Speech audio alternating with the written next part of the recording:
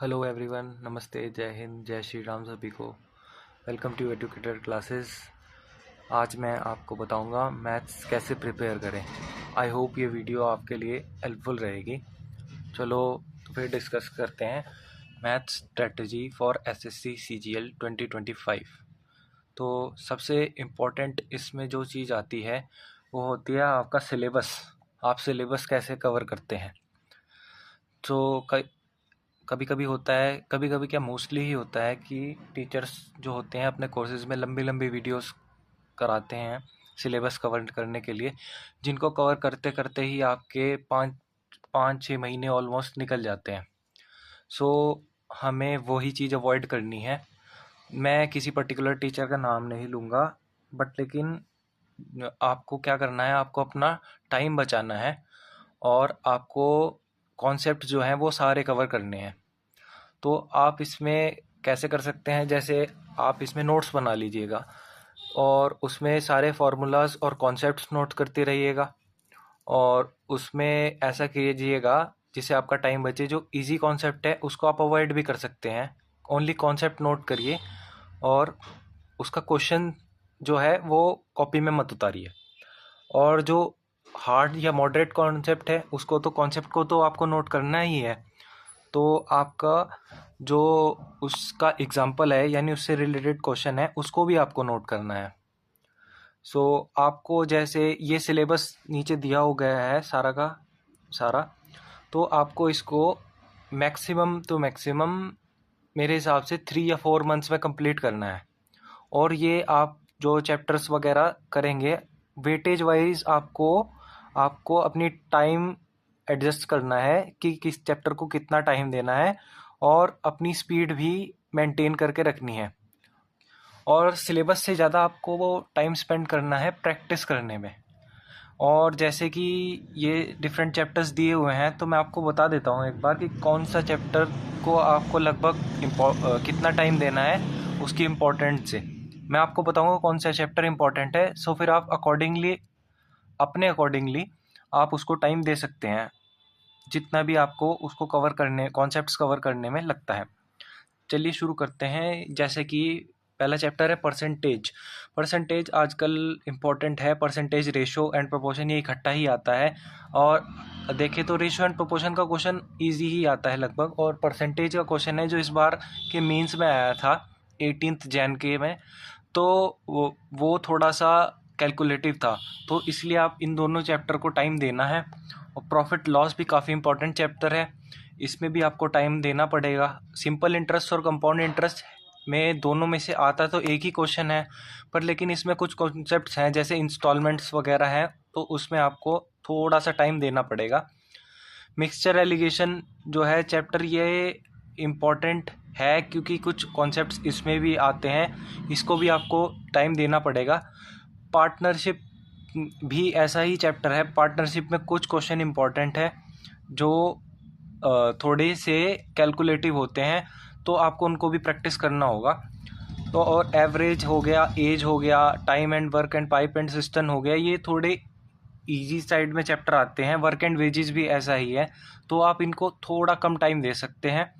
और जैसे port and stream हो गया, ये भी इजी आता है, इसको भी आप जल्दी कर सकते हैं। ट्रेन का चैप्टर हो गया, इसको भी आप कर सकते हैं। डाटा इंटरप्रिटेशन हो गया, तो डाटा इंटरप्रिटेशन तो 1 या 2 क्वेश्चंस आ जाते हैं, मेंस के में भी आ जाते हैं 2 क्वेश्चंस तक, तो आपको इसको अच्छे से करना है, पर हो ये जल्दी जाएगा। रहा टाइम, स्पीड एंड डिस्टेंस, इसको आपको इसमें कॉन्सेप्ट्स थोड़े ज़्यादा होते हैं, इसलिए आपको थोड़ा सा इसको टाइम देना पड़ेगा। अब आते हैं हम अपने एडवांस मैथ्स पे।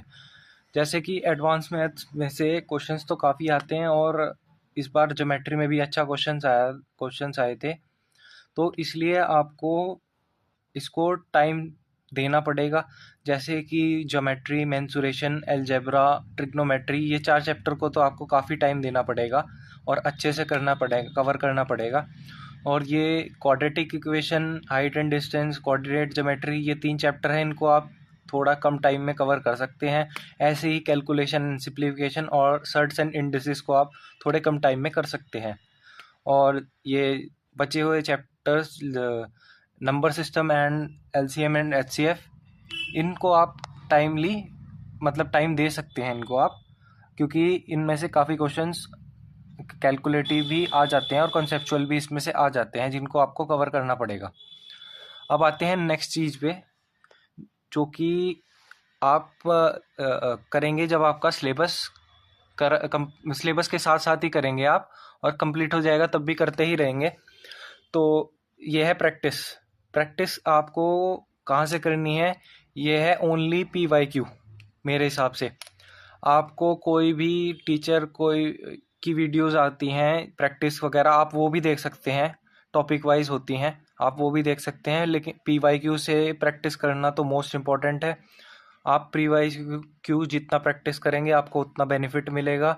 और आपको PYQ कहीं से भी कर सकते हैं, आप कोई भी बुक ले सकते हैं, कोई भी ऑनलाइन कोर्स ले सकते हैं, मतलब जहाँ से भी आपको मिले आप वहाँ से अटेम्प्ट कर सकते हैं।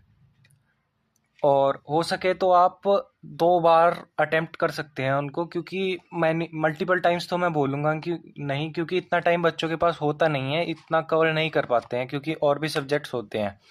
तो आपको प्रैक्टिस कहाँ करनी है? Only PYQ। और PYQ अगर आपके एक बारी हो गए हैं तो आप उनको रिपीट करेंगे। और आपके जिस भी पेपर की आप तैयारी कर रहे हैं, CGL या CHSL, तो आपको सबसे पहले उसी पेपर के PYQ करने हैं। और अगर आपके कंप्लीट हो जाते हैं, जो कि मेरे अकॉर्डिंग तो इतने इजीली नहीं होंगे, क्योंकि बहुत सारे PYQ होते हैं, आपको सभी लगभग प्रैक्टिस करने हैं, क्योंकि उससे आपको कॉन्फिडेंस आएगा बहुत ज़्यादा, आपकी स्पीड पे भी फ़र्क पड़ेगा उससे, और आप कॉन्फिडेंटली पेपर अटेम्प्ट कर पाएंगे। और नेक्स्ट आते हैं मॉक्स पे। तो मॉक्स आपको कब अटेम्प्ट करने हैं और कितनी फ्रीक्वेंसी में अटेम्प्ट करने हैं? तो मॉक्स में आपको क्या करना है, जब आपका 60 या 70% सिलेबस कंप्लीट हो जाए तो आपको सेक्शनल मार्क्स लगाने शुरू करने हैं।